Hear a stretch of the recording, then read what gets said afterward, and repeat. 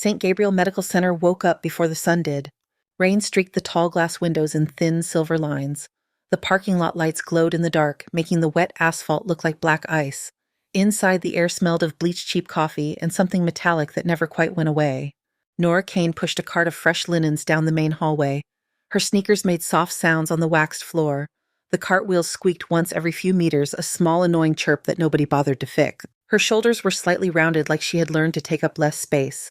Her scrub top was a size too big, sleeves hiding the definition in her forearms.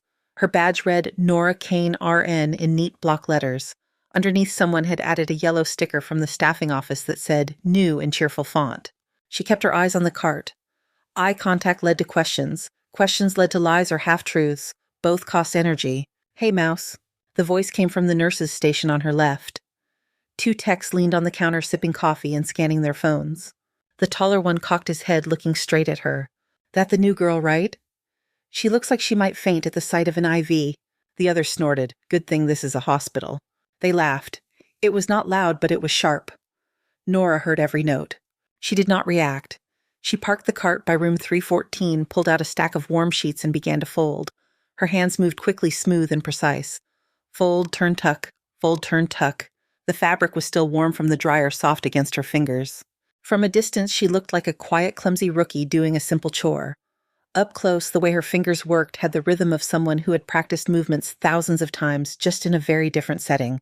Linens for 3C are still undone.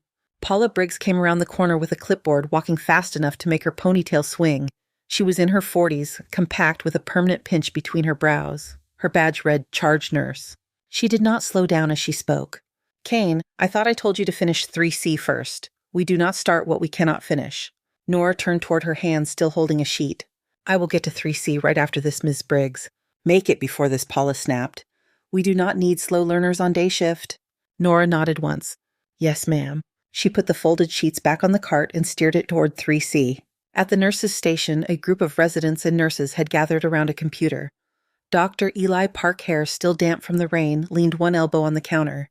He was in his early 30s with a calm face that looked kind until he smiled the wrong way. He glanced at Nora as she passed. "Who hired her?" he asked. Not whispering at all. "She looks like she apologizes to doorways when she bumps into them." A few quiet laughs answered him. "Maybe she is one of those people who only wants to do outpatient," another resident added. No blood, no pressure. Nora felt the heat creep up the back of her neck. She kept walking. Her grip on the cart handle tightened until the plastic creaked. In room 3C, the blinds were half open. Gray morning light seeped in. An old man snored softly, mouth open, oxygen tubing looped over his ears. The heart monitor glowed green and steady. Nora stripped the bed next to him, folded the used sheets into a laundry bag, then spread the new ones with practiced speed. Her hands flattened wrinkles that nobody else would have cared about. Her fingers brushed the cold metal rails, the plastic of the mattress, cover the smooth hospital blanket. The whole time her mind was quietly counting. Corners, fold, steps. Anything but the voices that had followed her down the hall. Her sleeve rode up as she reached for the top sheet. A small tattoo peeked out on the inside of her wrist. It was no bigger than a coin faded slightly. A trident, simple and sharp, and under it the number E3. She noticed it the same moment someone else did. "Nice ink." The orderly pushing a trash bin had paused in the doorway. He nodded toward her wrist. "You Navy or something?" Nora tugged her sleeve back down. "College thing," she said. "Bad choices." He chuckled and moved on the wheels of the trash bin, rattling away. Once the bed was made, she wheeled the linen cart back into the hallway. Her phone buzzed in her pocket. She took it out and glanced at the screen. One unread email, Depth of the Navy, Medical Affairs. Her thumb hovered over it. For a breath, the rest of the hallway blurred. The fluorescent lights seemed too bright. The air felt too thin. She flicked the email to the left and hit archive without opening it. The notification disappeared. ER needs help with a splint in Bay 4. The call came from behind her. A young nurse with dark circles under her eyes was hurrying past. "Briggs says you can just finish that later," she added. For a second, something flared behind Nora's eyes. A reflex. It showed and vanished so quickly that the other nurse almost missed it. "What kind of splint?" Nora asked. "Kid from a soccer game. Leg's a mess. Family is freaking out." Nora's fingers twitched toward the direction of the emergency department. The word leg pulled up images from a place she did not visit if she could help it. Mud blood, the sharp smell of burned metal. Paula appeared at the corner, already shaking her head. "No, Kane is on vitals and linens this morning," she said. "We do not throw the new nurse into ER work on day one. She can help with the simple stuff." The young nurse looked relieved. Okay, I will grab Mia then. Paula turned to Nora. You finish the restrooms on this wing before lunch. After that, we will talk about your charting. Your last set was slow. Yes, ma'am. Nora watched the two women disappear down the hallway toward the elevator that led to the emergency department. For a moment, the chatter in the hall faded, and she could almost hear another sound. Rotor blades. It was only the building ventilation kicking in a low mechanical whir. Her heart had already picked up before she realized. She swallowed, closed her eyes for half a second, and forced her breathing to even out. In for 4. Hold. Out for 8. When she opened her eyes again, the hallway was a hallway. Just bright floors rolling carts, people in scrubs rushing from one unremarkable task to another. She pushed her cart toward the restrooms. On the way, she passed a room where a young father sat in a chair, head in his hands, an overnight bag at his feet. She paused without thinking, adjusted his wife's blanket where it had slipped off her shoulder, and straightened the IV tubing so it would not tug when she moved. The man looked up in surprise. He had not noticed her come in. Thank you, he murmured. Nora nodded almost too quickly. No problem, she said. Her voice was soft but steady. In the hallway, the smell of coffee drifted past again as someone laughed at a joke she did not hear. Nora checked the time on her badge, then leaned into the cart and kept going, hands on the handle, eyes on the floor. Her shift at St. Gabriel had just begun. By 9 in the morning, St. Gabriel had shifted from sleepy to crowded.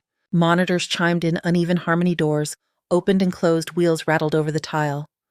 Voices layered over the noise, some low and calm, some already sharp. The outside rain had settled into a faint hiss against the windows, a sound so constant it turned into silence. Nora moved through it with a clipboard, now checking vitals in the medical ward. She wrapped a blood pressure cuff around a woman's arm, adjusted an oxygen cannula, tapped a screen to clear a false alarm. Her badge swung gently when she walked the yellow news sticker, bright and irritating, in the corner of her eye. In room 312, Mr. Harris watched her set up his morning meds. He was thin and pale, but his eyes were clear. You look tired, he said. Nora glanced at him, surprised he was studying her. First day, she answered. Lots of learning. You handle that cart like you have been doing this since you were born. His voice held a dry humor that eased something in her chest. Sheets are forgiving, she said. People are not. He smiled a little and let her slip the pulse oximeter onto his finger. The red light glowed through his skin. Everything in the room was measured and ordinary. The heartbeat on the monitor, the tick of the wall clock, the hiss of oxygen through the plastic tubing. On the other side of the door, footsteps picked up. Nora stepped back into the hall.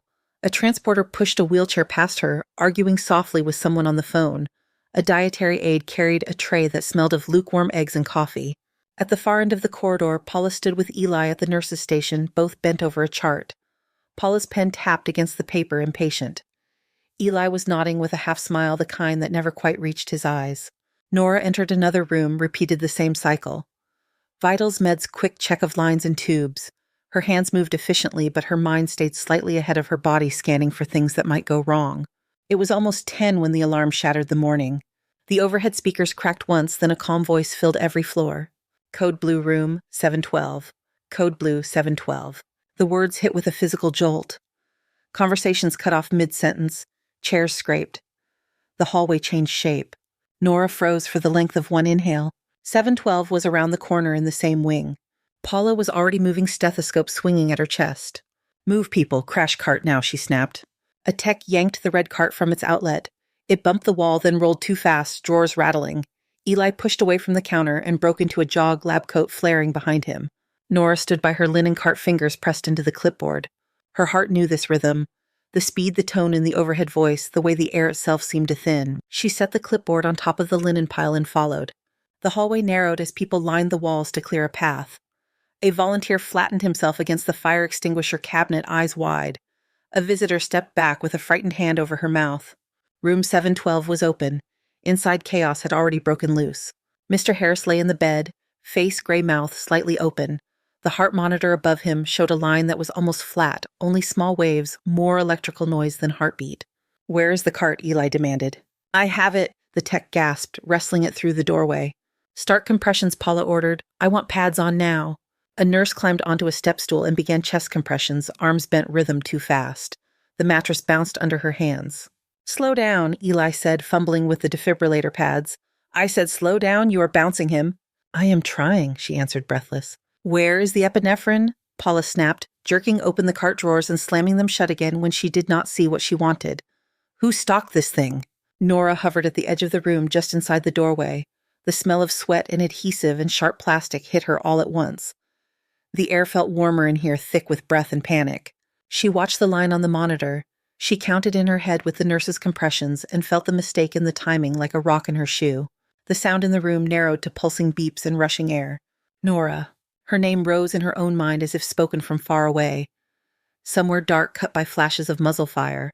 The memory of gloved hands pressing into ribs, counting off compressions under incoming rounds. Nobody had called her Nora there. Kane. Doc. Move. The nurse on the stool was tiring. Her shoulders shook. The compressions lost depth. Somebody switch in, Eli barked. No one stepped up. Nora moved. She did not think about it. Her body slipped into the gap between the bed and the cart. Her hand touched the nurse's arm. I have it, she said. The other woman gratefully stepped down and backed away. Nora climbed onto the stool. She placed the heel of her hand on the center of Mr. Harris's chest, laced her fingers, locked her elbows, and began to press. The room tightened around that movement.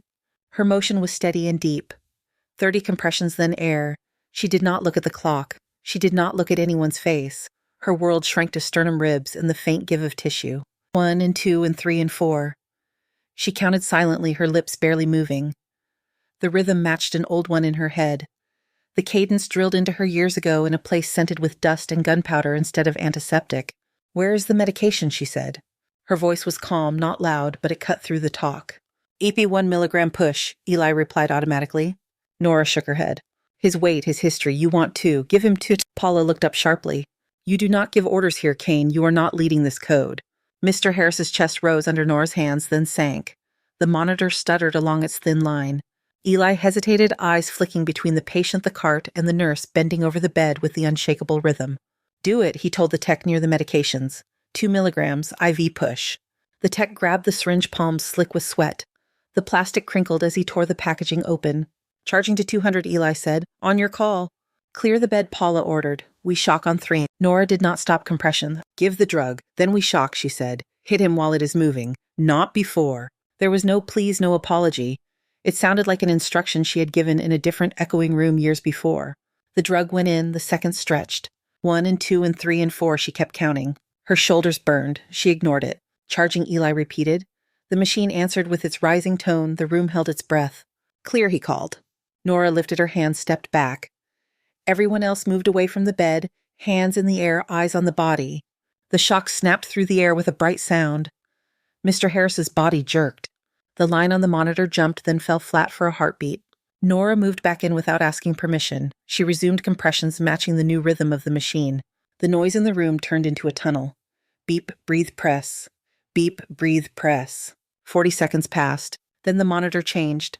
Small peaks emerged, hesitant at first, then stronger. The thin, wandering line resolved into something that looked like a rhythm. Sinus shaky but real. Eli leaned in, stethoscope in place. His shoulders dropped. He has a pulse, he said, almost surprised. He is back. A collective exhale went around the room. Somebody laughed once, shaky.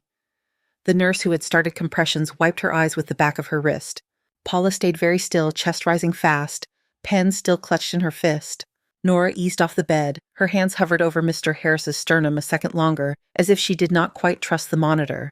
Then she stepped down from the stool. Mr. Harris's eyelids fluttered.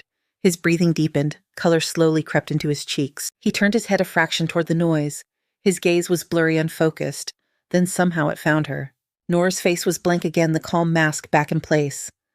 She reached for a pair of gloves from the box, snapping them on with quiet efficiency. He raised his hand a little, just enough for her to see it. Those hands, he whispered, voice rough with the oxygen. You have done this before. Nora hesitated, then gently lowered his hand back to the sheet. I am on vitals this week, she said. You just rest. Eli watched her as he adjusted the ventilator settings. The question was plain on his face, although he did not say it. Where did you learn that? Paula cleared her throat, grabbing onto the first familiar thing she could find. We will need to review this, she said, directing her words to everyone and no one. Some of these decisions were outside protocol. Her gaze landed on Nora. You are not leading this code, Kane. We will have a conversation about boundaries. Nora bowed her head slightly. Yes, Ms. Briggs, I am sorry. It was difficult to tell which part she was apologizing for. She peeled off her gloves, one then the other, and threw them into the biohazard bin. Her fingers were slightly red where the latex had rubbed. As the team began to clear the room, repositioning equipment and straightening cords, Nora slipped out into the hallway. The monitors out there still beeped at their usual pace. Someone laughed near the nurse's station. A phone rang and rang before being picked up. She stood for a moment with her back against the wall, breathing in the colder air of the corridor. Her hands were steady. She picked up her abandoned clipboard from the linen cart, smoothed the corner where it had bent, and made a small note next to Mr. Harris's name. Then she pushed the cart forward and walked back into the flow of the hospital, as if nothing in her day had changed at all. For a while after the code, the floor tried to pretend nothing had happened. Someone wheeled the crash cart back to its outlet, wiped it down with alcohol wipes that smelled sharp and clean. The overhead lights hummed. The snack cart rattled along plastic wrap, crinkling over muffins and fruit cups. Nora finished charting on Mr. Harris' fingers steady on the screen. His new rhythm pulsed on the monitor beside him, a gentle, stubborn pattern. "You scared us," she said quietly, almost to herself. He was drowsy now, drifting in and out. His mouth twitched into the hint of a smile. "You did not look scared," he murmured. Nora pressed the button to dim his room lights a little. "I will be back to check on you," she said. She stepped into the hallway and closed the door most of the way. The sounds of the ward slipped back in, a phone ringing, a page for a social worker, a baby crying somewhere in the maternity wing. At the nurse's station, Eli leaned over a chart with another resident. Paula was on the phone, voice clipped, face stiff. When her eyes slid briefly to Nora, there was something new there. Calculation maybe. Confusion. Nora glanced once, then away. She checked her list. Blood sugars and 3B meds in 2A. She moved, letting the routine pull her forward. She had just finished scanning a barcode on a medication bag when she felt it. The floor shivered, a faint, deep tremor that did not match the usual building noises. It ran through her shoes up her legs before any alarm sounded. A second later, the windows began to hum. The air in the hallway vibrated in her ears. The sound came in low and heavy like distant thunder that kept getting closer. The overhead tiles trembled in their frames. Nora's hand tightened around the IV pump pole. It could have been the ventilation system. It could have been construction equipment outside. It was not. A tech near the window pressed his face to the glass. "What is that?" he asked, his voice going high. Paula hung up the phone mid-sentence and strode toward the window. The noise grew into a rolling roar. The push of air made the blinds quiver. A voice shouted from the end of the corridor. "Security to the roof access now. This is not a drill." The security guard from the lobby appeared, radio at his shoulder, eyes wide. "There is a Navy helicopter trying to land," he called out. "Repeat, a Navy helicopter is landing on our roof. Air traffic says it is an emergency." Nurses stepped out of rooms drawn by the sound. A resident jogged past, stethoscope bouncing. Even visitors came to their doors, peeking out with frightened curiosity. Nora moved to the window without meaning to. The sound clawed at her chest, familiar in a way that hurt. She looked up through the glass. Through the rain streaks, she caught a flash of dark metal. Rotor blades turned the air into a white blur. The helicopter hovered above the roof, its lights cutting through the gray morning. Her vision narrowed, her throat closed. For a breath, she was not in Seattle. She was somewhere else. Dust in the air instead of rain, sand instead of concrete. The smell of smoke and burned fuel. The sound was the same. Rotors chopping the sky, a steady mechanical heartbeat over chaos. A hand brushed her elbow. "You good, Kane?" a nurse asked. "You are pale." "I am fine," Nora said. Her voice sounded far away in her own ears. The security guard was already unlocking the double doors to the stairwell that led to the roof.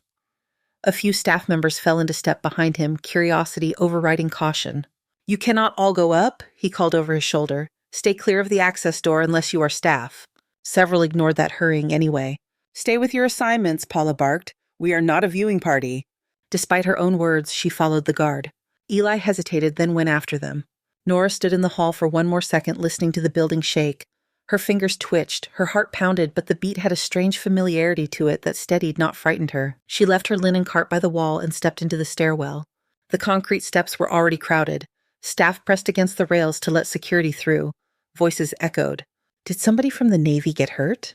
Why here? There is a base 40 minutes away. Maybe we are the closest trauma center. The roar grew louder as they climbed. The air became colder wind slipping in under the roof door. At the top, the guard pushed the door open. The sound exploded.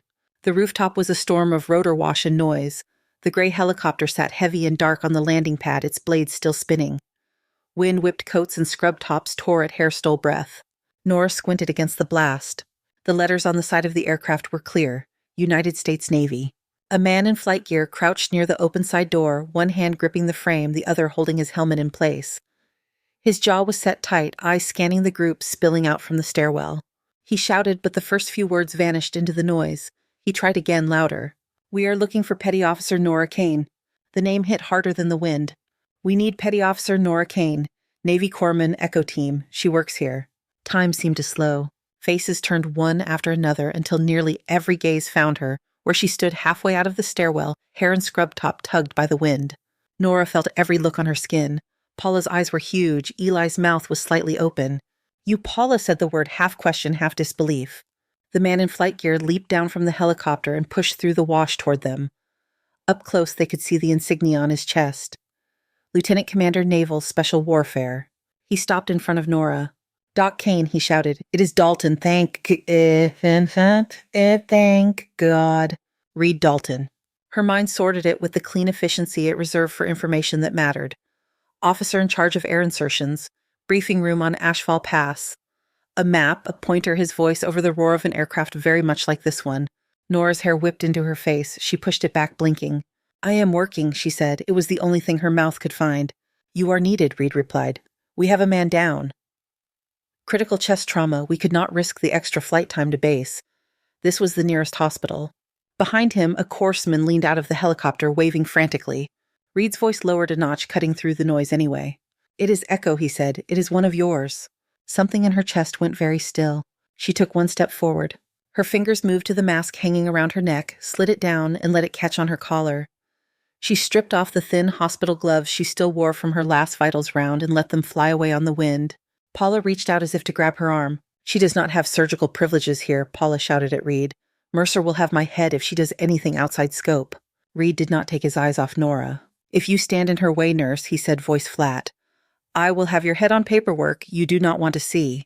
Nora stepped past Paula. Between her and the helicopter there was only the wind. She ducked under the spinning blade's body memory, guiding the angle of her head, the bend of her knees. The noise swallowed everything for a moment. Her heart, her thoughts, her fear. Inside the aircraft, the air smelled of fuel metal and blood. A man lay strapped to the litter in the center. His shirt had been cut away. A field dressing covered his right side, already soaked through.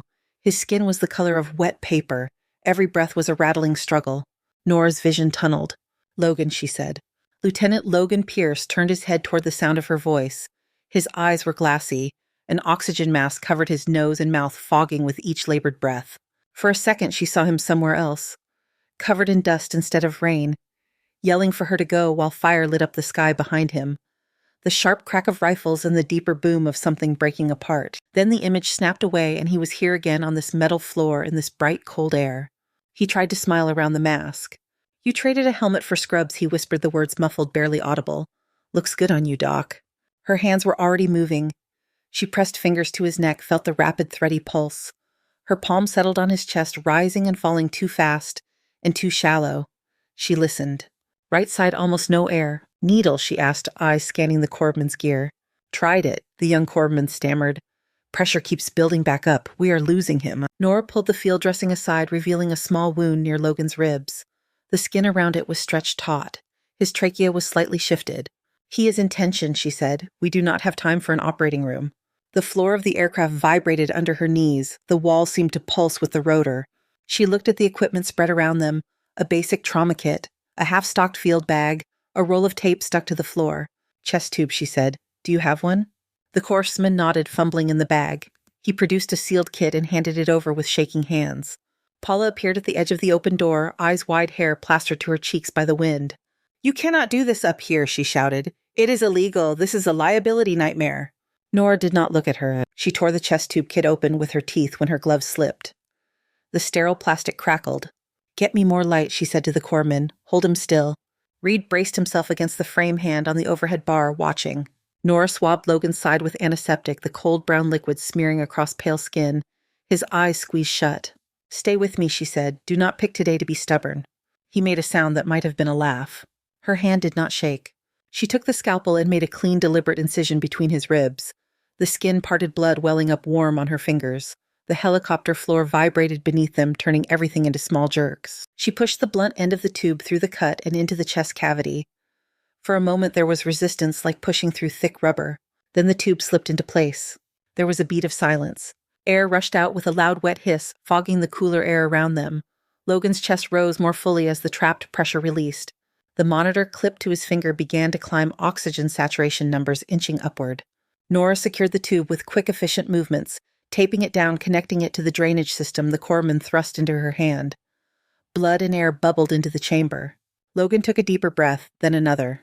His eyes opened again clearer this time. "There you are," Nora said. His gaze locked on her. "Only trust your hands." He said the words rough but stronger. Reed let out a breath she had not realized he was holding. He straightened, then gave her a short, formal nod.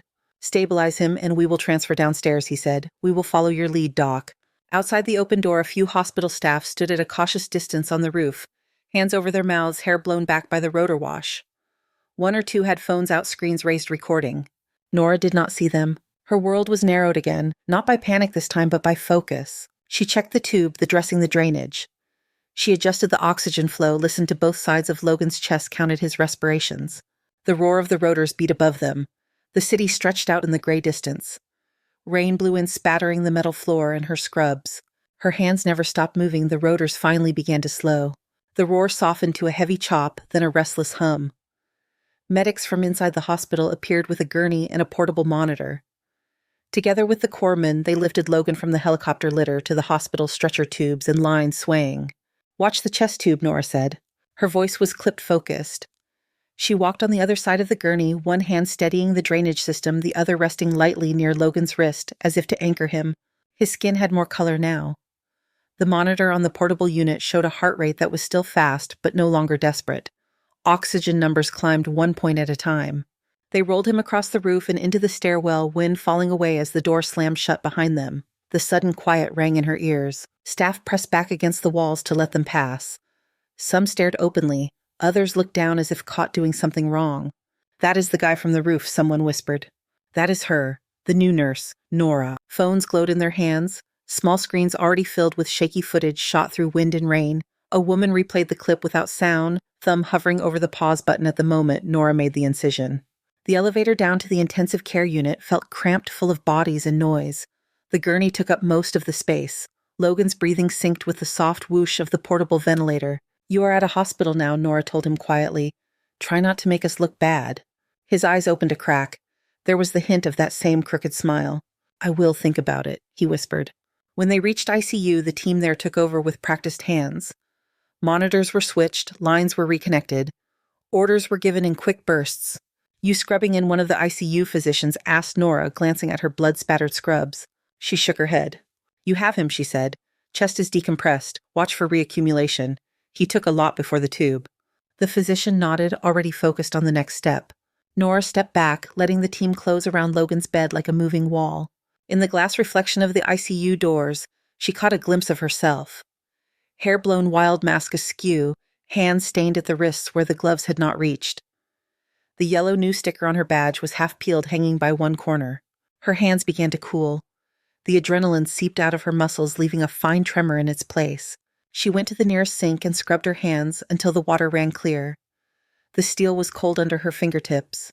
By the time she made it back to the main floor, the hospital was buzzing in a different way. Clusters of staff hunched around phones at the nurses' station. Someone had connected a feed to a computer monitor.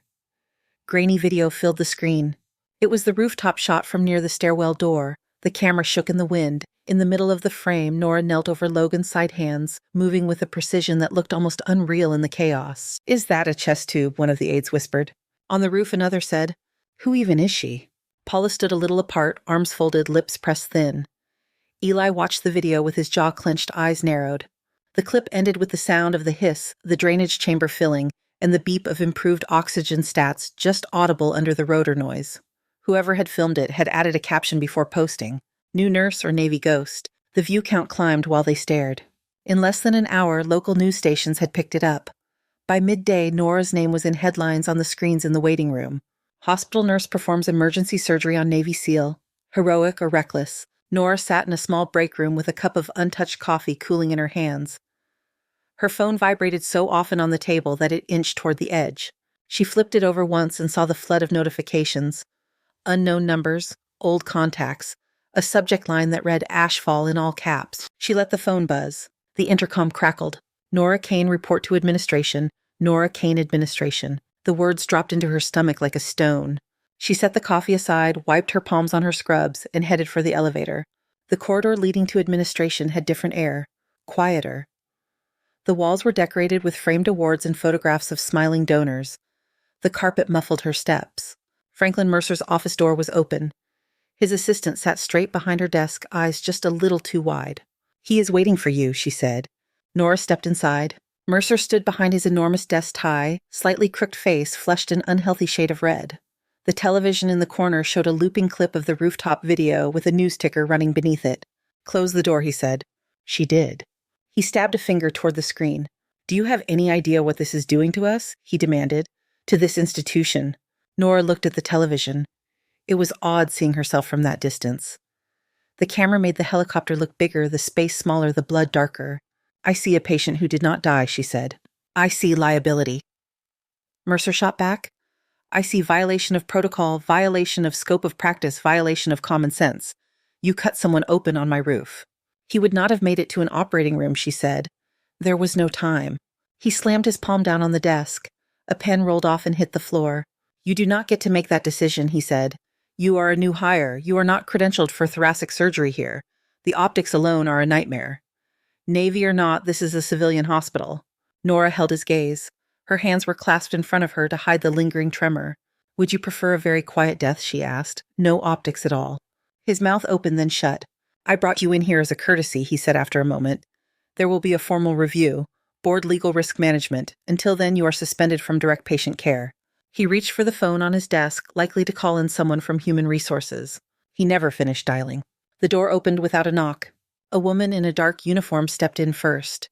She carried herself with the easy authority of someone used to walking into tense rooms. Her hair was pulled back in a tight bun. The patch on her sleeve read United States Army. Behind her came a man in a suit with a Department of Defense badge at his lapel and a thick folder under his arm. "Director Mercer," the woman said. "Major Sophia Ruiz, Joint Special Operations Command. This is Mark Harlow, Department of Defense Counsel." Mercer's face went several shades paler. "I was not informed of any visit," he said. "That is because this is not a courtesy call," Harlow answered. His voice was calm, dry as paper. "This is an intervention." He set the folder on the desk. A red stamp on the front read, "Classified," with several black lines of redaction visible even on the cover sheet. Petty Officer Nora Kane Ruiz said, turning toward her. "Doc, good to see you upright." "Ma'am," Nora replied. Mercer blinked. "Petty Officer," he repeated. Harlow opened the file and slid a document across the desk toward Mercer. "Ms. Kane operates under Department of Defense, Level 5 Medical Authority," he said. "Granted after multiple deployments with Naval Special Warfare. In emergent situations, she has full trauma privileges worldwide. That includes your roof, your hallways, and your parking lot." Mercer stared at the pages. The legal language might as well have been in another language entirely. "Your internal credentialing does not override federal authority." Harlow continued. "Any attempt to discipline or limit her actions in the context of an emergent life-saving procedure related to a Department of Defense operation would be considered obstruction." Ruiz's gaze never left Mercer's face. "And that would make for very interesting optics," she added. For a long moment, the only sound in the room was the faint hum of the television in the corner. Mercer swallowed. "I was not aware," he said. "Now you are," Harlow replied. Ruiz tapped the folder. "We did not come just to talk about roof surgeries," she said. "Ashfall Pass is back on the table. Your hospital is at the center of the noise, whether you like it or not. We need a space to brief your board and senior staff. Today." Mercer nodded slowly. "I will arrange it," he said. "Good," Ruiz answered. "And Director." He looked up. "Until this is resolved, you will not suspend Petty Officer Kane," she said. "She is not the problem here." Later that afternoon, the boardroom on the top floor was crowded. Executives, senior physicians, department heads, legal counsel, all sat around the long table. Some looked impatient, others uneasy. A few had printed stills from the rooftop video in front of them. At the end of the table, Ruiz clicked a remote. A screen on the wall lit up with a map. The name in the corner read, Operation Ashfall Pass. Nora sat near the back of the room against the wall as if she could make herself smaller. Her hands were folded in her lap. She knew this map. The valleys. The extraction points marked with neat symbols. The red X that had not been there in the briefing, but had existed in real life. Ruiz spoke without embellishment. 3 years ago, Echo Team was inserted into this region for a time-sensitive operation. Petty Officer Kane served as their corpsman. Extraction was scheduled for 0200. She clicked. The next slide showed a timeline with blocks of color. 18 minutes before extraction, Central Command received a request from a senior flag officer to delay the bird. Harlow leaned forward. The public reason was airspace congestion over a nearby diplomatic visit, he said. The private reason was that the officer did not want an active combat extraction on the news cycle during his appearance. A murmur went around the table. Ruiz continued. During the delay, Echo Team came under heavy fire. Comms degraded, extraction remained postponed. Petty Officer Kane spent that window running between casualties, dragging them to cover, attempting to stabilize 5 critical teammates, including Lieutenant Logan Pierce. Images flickered over the screen. Grainy photos blurred figures carrying others through dust and smoke. A medic bent over a body in the dirt, hands deep in blood.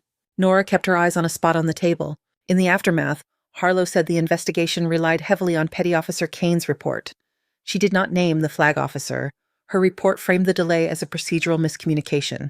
Mercer looked from the screen to Nora, struggling to reconcile the woman who folded sheets in his hallways with the figure on the projector. Why, someone asked from the far end of the table. It was Eli. He had slipped into the room late and taken a chair near the door. Why not tell the truth, he said. Why cover for him? Nora's voice when it came was quiet. Echo was already in pieces, she said. The teams were shaken. Morale was shot through the knees. If the public saw command cannibalize itself while we were still bringing bodies home, it would have broken more than one career. It would have broken the people still out there. She paused, fingers tightening briefly. I made a call, she said. Ruiz looked at her with a mixture of respect and something like regret. Her silence bought them time, Ruiz said to the room. Time to fix what they could.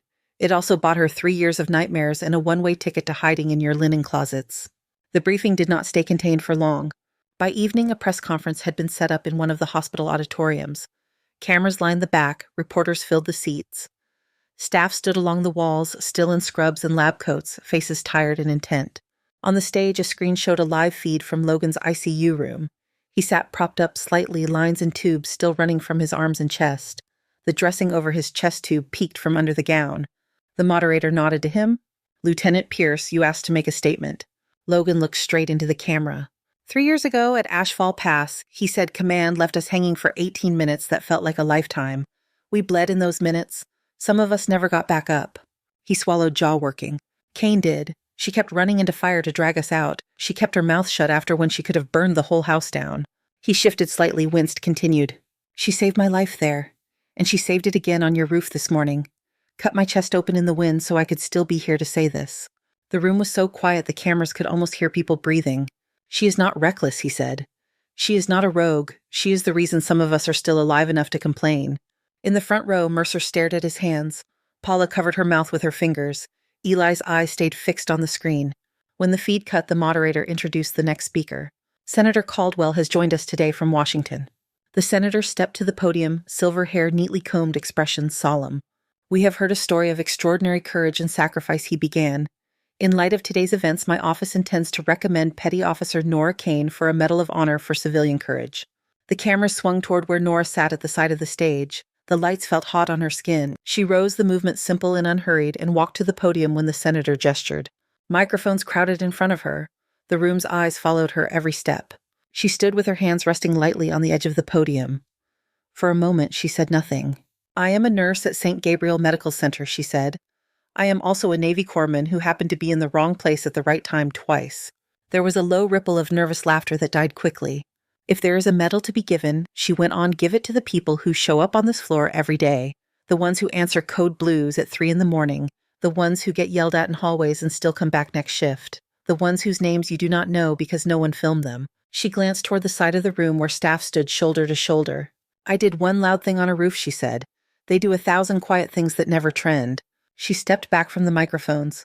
The senator looked taken aback for a beat, then inclined his head. Applause started somewhere in the back. It grew, moving forward like a wave. Some clapped slowly, some hard, as if needing to release something that had been locked in their chests.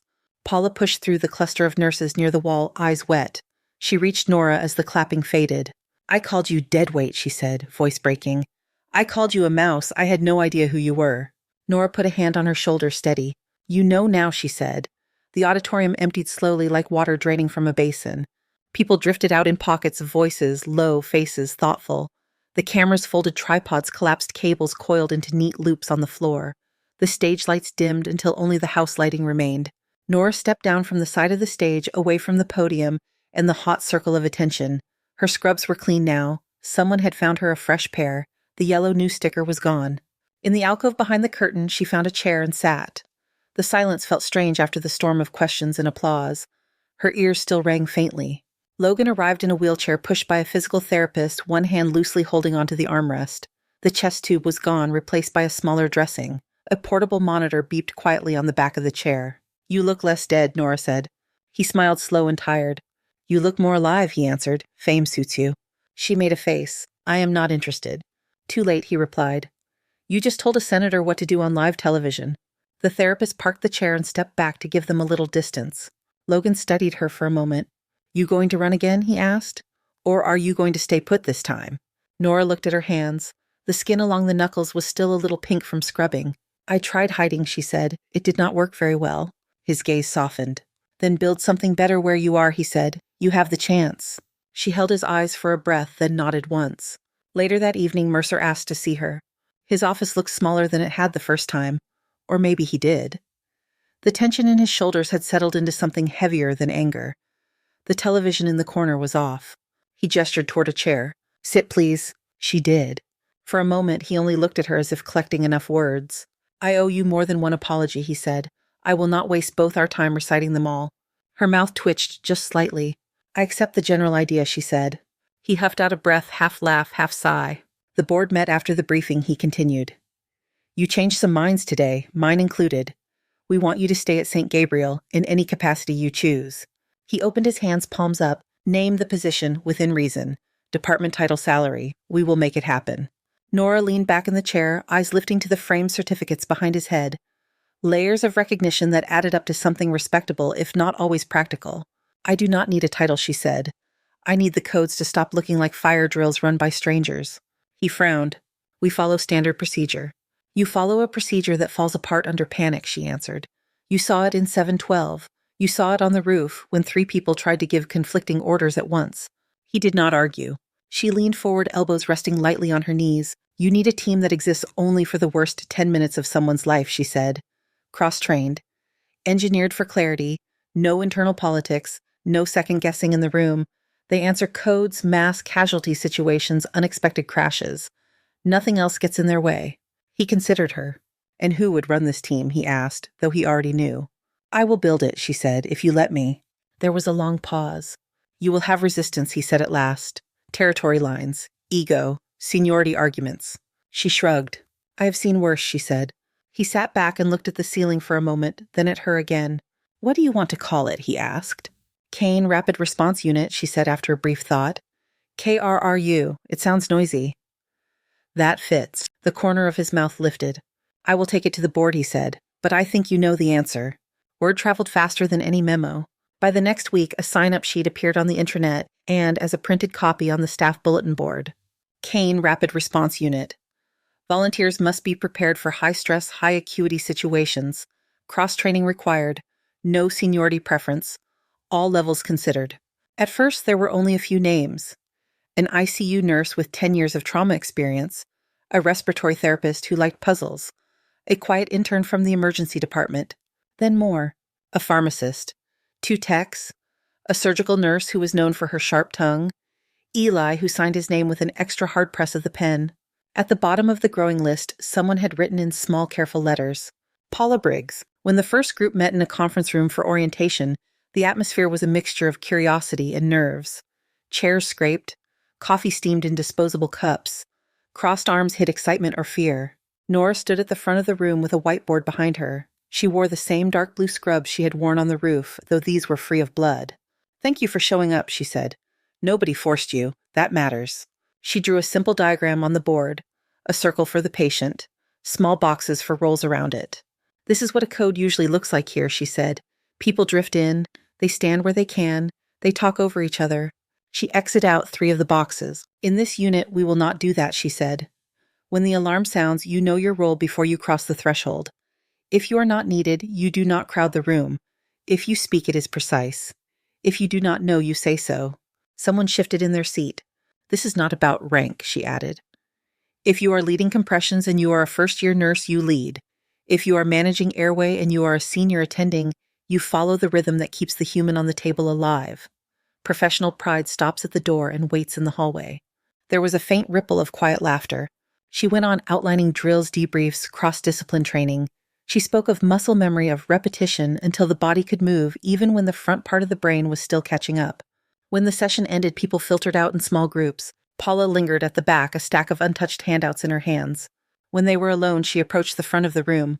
"I put my name down," Paula said. "You probably saw that." Nora nodded. "Yes. I'm not sure I belong in that line," Paula admitted. "I have been more noise than help in a few codes." She did not look away as she said it. Her voice shook only a little. Nora studied her for a moment. "You showed up anyway," she said. "I want to learn what it looks like when someone really has control," Paula said. "Not control of people, control of themselves." "I do not know how else to ask." Nora's expression softened. "I do not need perfect people in this unit," she said. "I need people who know they are not perfect and still want the responsibility." She held out a hand. "Welcome to Karu, Paula." Paula took it. Her grip was firm, but there was a tremor under the surface. Training began the following week. Code simulations at 6 in the morning before regular shifts. Volunteers from other departments played patients and family members. The alarms were artificial at first, then tied into the real system for unannounced drills. Nora walked the halls with a stopwatch and a clipboard. She watched how long it took for each roll to assemble. She watched where they stood, how they called out medication doses who remembered to say them back. Sometimes she stopped a simulation midway. "Everybody freeze," she would say. "Look where your feet are. You are blocking the crash cart. Move." Other times, she would say nothing, letting the scenario play out, then log the mistakes for the debrief. They met after each drill in a small room with bad coffee and better questions. "What did you miss?" she would ask. "What did you assume that was not true?" she would ask. "What will you do differently when this is not a drill?" Slowly, the numbers on the board outside Mercer's office began to shift.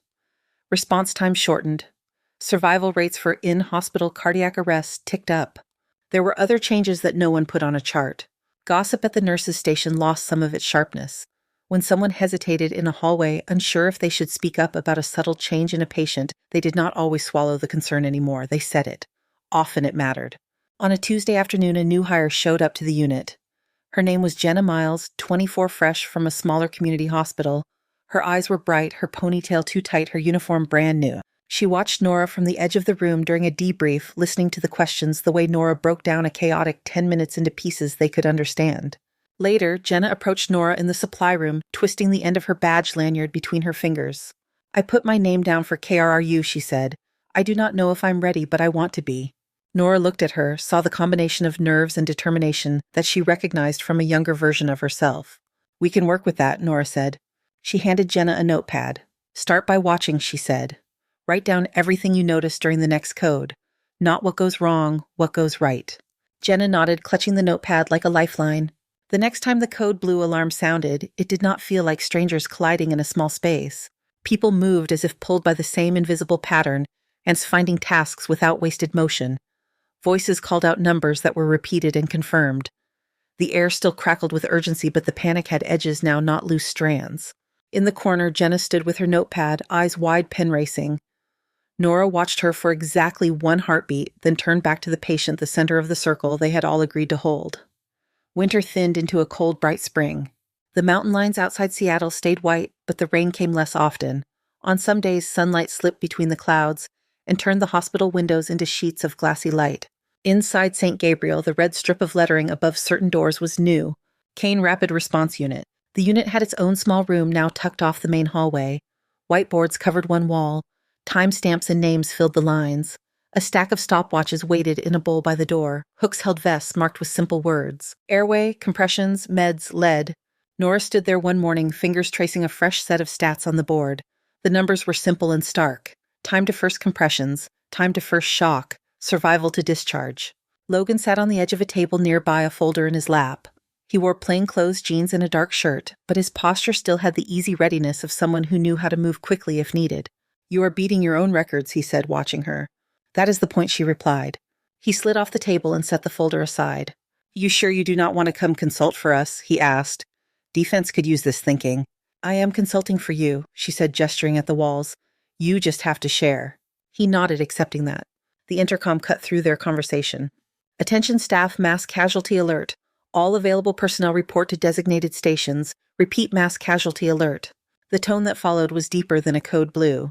It hummed in the chest. Nora and Logan exchanged a look that carried 3 years of burned-in reflex. Then they moved. In the main corridor, people were already shifting into practiced routes. Some peeled off toward the emergency department. Others headed for the operating rooms. Volunteers appeared with carts of extra linens and blankets without being asked. A nurse from the communication desk met them halfway down the hall. Bus crash onto 90, she said, breath tight. School bus. Multiple victims. First wave is coming by ambulance and air. Command wants KRRU at the landing pad and in Trauma 1. What is the count? Nora asked. Dozens, the nurse said. They are still pulling them out. Nora looked down the hall, seeing roots in her head. Logan with me to the roof, she said. KRRU assemble and split. Air intake to rooftop triage, ground intake to Trauma 1. Her voice carried farther than it should have, cutting through the rising noise. People in vests moved in around her. Eli appeared already pulling on an A-Airway vest. Paula grabbed the med's vest, face pale but eyes steady. Jenna jogged up at the edge of the group, cheeks flushed. Nora handed a folded vest to her. Secondary triage, Nora said. You shadow me. Jenna nodded, swallowing hard. The stairwell to the roof felt different now than it had the day the Navy helicopter first appeared. Fresh paint marked the walls. New lighting had been installed. The handrails were smooth under damp palms. At the top, the door swung open to a familiar rush of noise. This time, the helicopter was civilian, bright white with the hospital logo on its side. Its rotors churned the air into a sharp, cutting wind. A second aircraft circled, waiting for its turn. On the landing surface, someone had installed a small plaque near the edge of the pad. Kane Landing Zone, emergency use only. There was no time to look at it closely. The first stretcher came out of the helicopter. A teenager lay strapped down neck in a brace face, pale under a smear of dirt. His right leg was swollen and twisted blood soaking through a makeshift bandage near the thigh. Massive hemorrhage, right leg, the flight nurse shouted over the wind. BP dropping GCS-14, no other obvious trauma. Nora's mind slid into a familiar pattern, the letters forming like a ladder. MARC. She walked beside the stretcher as they moved toward the door. Tourniquet high and tight right thigh, she said. Logan, call ahead, Trauma 2. Jenna, note, this is one red tag. You stay with me until I say otherwise. Jenna's pen scratched on the triage tag clipped to the stretcher. Her eyes darted to the boy's face, then to the blood at his leg. Another helicopter settled wash from its blades, adding to the chaos. Sirens wailed from below as the ambulance bay opened to receive the ground arrivals. For a few minutes, time fractured. Stretchers rolled past with different weights. A small girl with glass in her hair and a quiet chest. A driver with a broken arm and a face gray with shock. A teenager who would not let go of his friend's hand even as nurses tried to separate their gurneys. Nora stood at the center of the moving storm. Airway compromised, oral airway now. Breath sounds right, diminished left, clear mark for chest imaging. Cap refill, delayed start fluids, not wide open, he is still compensating. Her words were short and exact. She did not raise her voice more than she needed. People around her moved in smooth bursts, taking orders, handing off patients to waiting teams at the door. Jenna stayed close, triage tags fanning out from the ring on her belt. Her hands shook, but the writing was legible. Occasionally she had to step around a dropped piece of gauze or a stray shoe lying on the ground, reminders of the speed with which lives changed. Then a new stretcher emerged from the helicopter. A little girl lay on it no older than 8. Her face was too still. Her lips had a faint blue tinge.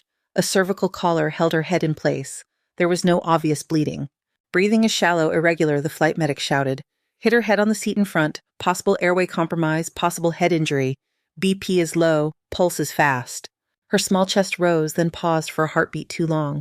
Jenna's steps faltered. Chief, she said, voice thin. I do not know where to put her. Is she red? Is she... Words scrambled and tumbled. Her eyes glistened. It was not the blood or the noise. It was the size of the patient. Nora stepped between Jenna and the stretcher for the length of one breath. Look at me, she said. Jenna dragged her gaze up. Your hands are shaking, Nora said. That is fine. We are going to use them anyway. The wind pulled at their scrubs, flapped the charts. The rotors hammered the air above them. Nora put her palm gently over Jenna's hand on the triage tag. Inhale for 4, Nora said. 1, 2, 3, 4. Hold for 7. 1, 2, 3, 4, 5, 6, 7. Now exhale for 8. Slow. Jenna followed, chest rising and falling in time. For a moment, everything narrowed to 2 people and a shared breath. The background noise dimmed, not in volume, but in importance. In this moment, Nora said quietly, You are not afraid. You are a data collector. Massive bleeding. She flicked her eyes at the girl's body. No, airway. She watched the child's lips. Compromised borderline. Respirations. She listened. Fast and shallow, not effective. Circulation. She brushed a finger lightly across the girl's wrist. Rapid weak. Head hypothermia. She saw the dried blood at the hairline, the way the girl's fingers were cold inside the blanket. Jenna's pen steadied. Red, Jenna said. Immediate. Airway priority. There you are, Nora said. Now say it loud. Jenna stepped forward. Red tag, she called. Airway priority. She needs trauma 1. Logan appeared at their side eyes scanning. Trauma 1 is ready, he said, already turning the stretcher toward the door. He shot Nora a quick look. Nice trick, he said. Stole it from people who taught me not to freeze, she replied. The stream of patients continued. Not all of them walked away from the day. Enough did to matter. Hours later, the landing pad was empty again. The helicopters had gone, leaving behind only the scuffed marks of their skids and a few strips of tape stuck to the concrete. Inside halls were crowded with family members, blankets, and tired staff. The smell of antiseptic had deepened, layered with sweat, and the faint sweetness of snack machines emptied in a rush. In a corner near the trauma base, KRRU gathered for a brief debrief. Everyone looked worn. There were smudges of dirt on cheeks, blood spots on shoes, lines pressed into faces from masks worn too long. Nora stood in front of them with a clipboard tucked under one arm. Vitals on the bus driver, she asked.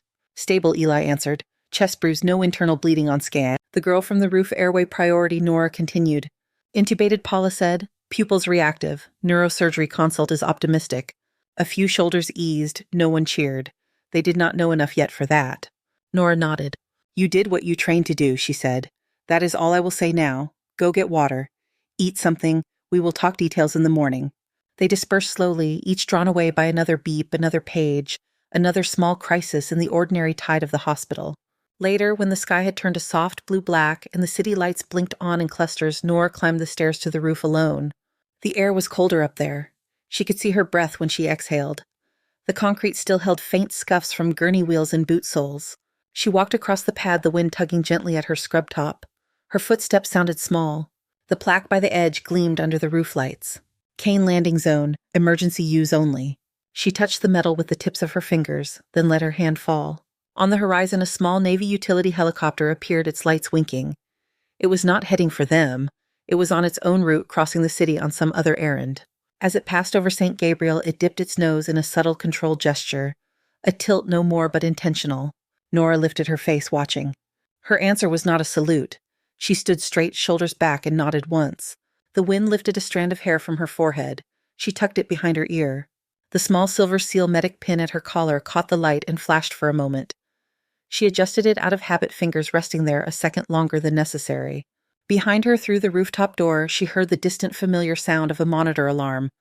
Not urgent yet. Just a reminder that someone somewhere in the building needed eyes on them. She turned from the edge of the pad and walked back toward the door. On the stairs, she keyed her radio. KRRU, this is Kane, she said. Check in at the unit, then home if you can. Her voice was even, carrying just enough to be heard. She stepped into the hallway light, leaving the cool air of the roof behind. The noise of the hospital folded around her again, warm and bright. Her hands were empty, but they felt ready. She moved toward the sound. Thank you so much for listening to today's story. If this story resonated with you or made you reflect, I'd love to hear your thoughts, so feel free to share them in the comments below. And don't forget to like, subscribe, and hit the notification bell so you won't miss the next story.